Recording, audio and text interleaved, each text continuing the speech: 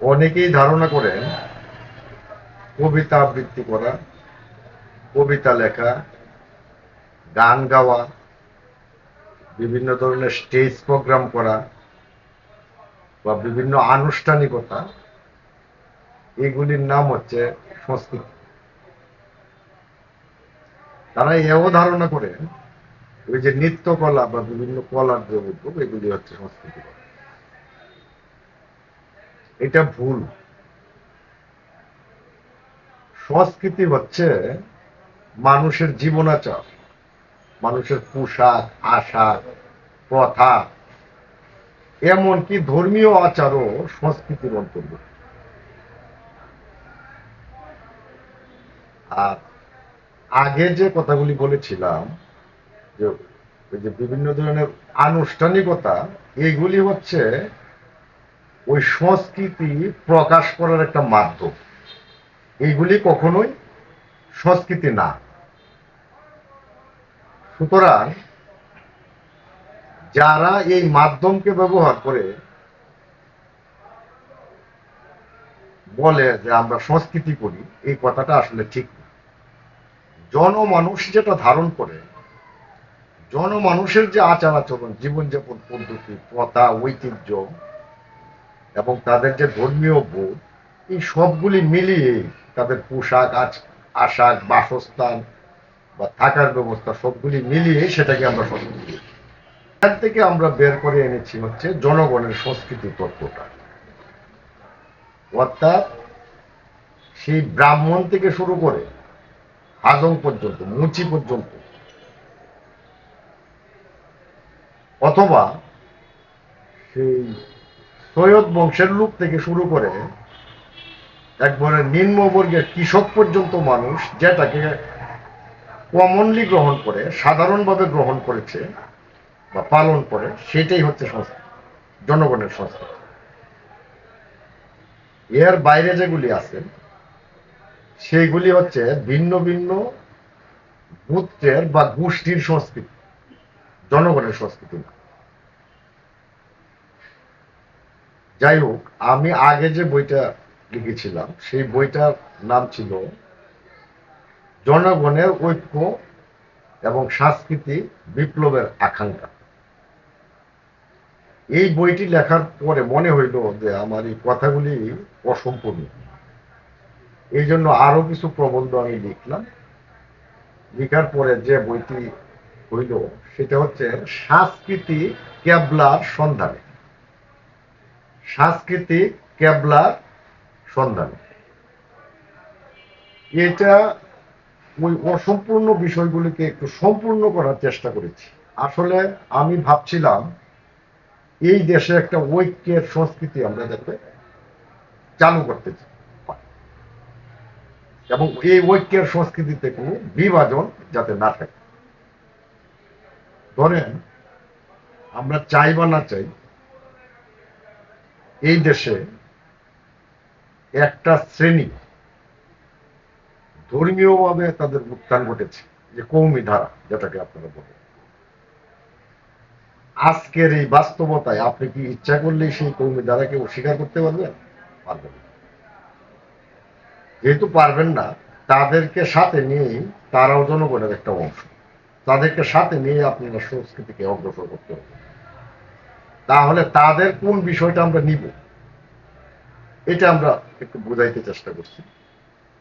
যতক্ষণ পর্যন্ত তারা একত্ববাদ এবং সাম্যের উপর আসীন থাকবে, ততক্ষণ পর্যন্ত তারা আমাদের সাংস্কৃতিক লড়াইয়ের অংশীদার। আরেকটা বিষয় আমি বলতে চাচ্ছি, ক্যাবলা শব্দটা আব্রাহামিক ট্রেডিশনাল শব্দ, এটা নিয়ে অনেকের অ্যালার্জি হইতে পারে। কিন্তু ক্যাবলা বলতে আমি সেই ধর্মীয় ক্যাবলা বোঝাইনি। অর্থাৎ আমাদের যে জনগণের সংস্কৃতির এটা মূল ফোকাসটা কোন দিকে হবে সেটা আমি বুঝাইতে চাচ্ছি। এই ফোকাসটা হচ্ছে যে 1971 সালে মহান স্বাধীনতার যুদ্ধে বাংলাদেশ স্বাধীন হওয়ার সাথে সাথে এই দেশের বাংলা ভাষাও স্বাধীন হয়ে গেছে, বাংলা রাষ্ট্রভাষা হিসেবে স্বীকৃত হয়েছে। ফলে বাংলা রাষ্ট্রভাষা হিসাবে স্বীকৃত হয়েছে। ফলে এই বাংলা ভাষাভাষী যে মানুষ আছে সেই মানুষের সাংস্কৃতিক ক্যাবলা নির্ধারণ হয়ে গেছে ঢাকা, অর্থাৎ বাংলাদেশ স্বাধীন রাষ্ট্র। এটা কারো কাছে মাথা নত করে না। আপনারা জানেন যে প্রত্যেকটা সংস্কৃতিরই একটা লিভিং থিং থাকে, মানে জীবন্ত সত্তায় কোনো না কোনো জায়গায় সেটা বিদ্যমান থাকে। সেটা বিদ্যমান আছে আমাদের পূর্ব ময়মনসিংহে, অর্থাৎ ওই বাংলা ভাষাভাষীদের যে মূল প্রকাশ সংস্কৃতি সেটা পূর্ব ময়মনসিংহে বিদ্যমান আছে, সেটাকে আমি বিশ্লেষণ করতে চেষ্টা করেছি। আপনারা সম্ভব হলে এই বইটি সংগ্রহ করবেন।